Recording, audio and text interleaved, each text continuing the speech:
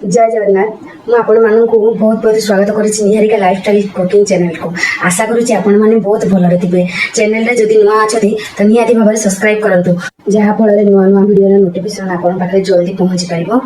तो आशा करुच्ची fast to last जाय video T देखंतु बहुत एंजॉय करंतु। यदि वीडियो टी आपन को बहुत भल लागे तो गोटे लाइक करिवे, शेयर करिवे, कमेंट मध्ये करिवे। तो चलंतु देखिबा निहारिका लाइफस्टाइल कुकिंग रे न्यू रेसिपी। आज आम पाଳ छतु मसला करी बनेबा यार स्वाद मांस परिका लगे। तो चलतु प्रस्तुति प्रणाली देखा। मुझे 500 ग्राम पाଳ छतु नहीं आपको भल भाव में बाछिकी काटी नेबा। आम छतु को काटी नहीं ए गोटे स्पून हल्दी पाउडर एड कर नेबा। तापर मु पानी एड कर नेली भल भाव में छतुटा को हल्दी पानी रे धोई नेबा।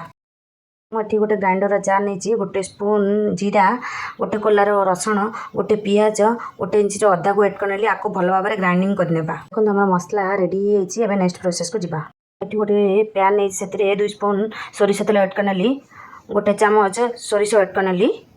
तो ये सोरिष फुटिला काट रखी पियाज को एड कर आपको 2 ରୁ 3 मिनट जाए फ्राए करने।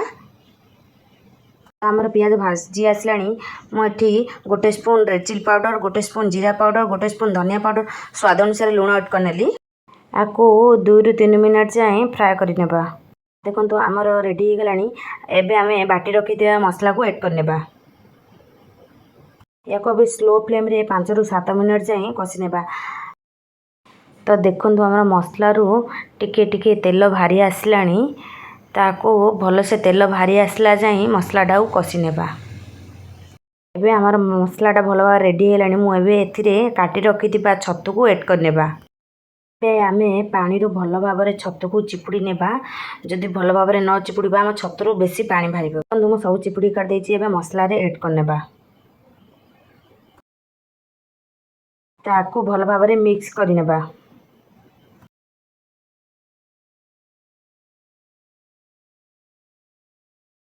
आमर मिक्स हो जाए कवर करी हाई फ्लेम रे 5 मिनट जाए बसई नेबा। अब आमर 5 मिनट हो जाए कवर काढ़ी देखा। तो देखु आमर छतु केते पानी बाहरी। तो आपको हाई फ्लेम रे आउ 3 मिनट जाए बसई नेबा। मु रखी आलू सीझा को एड करनेबी। आलू सीझा एड करनेली।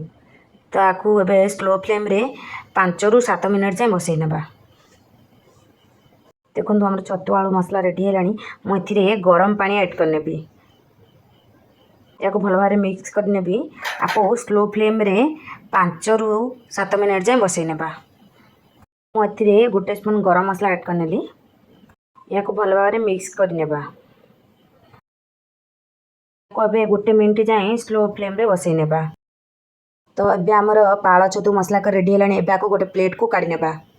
आपन को जदि रेसिपीटी भल लगुच तो निश्चित भाव में गोटे लाइक करूँ। आउ एमती नुआ नुआ रेसिपी देखा निहाती भाव में मत सब्सक्राइब करूँ। Thanks for watching.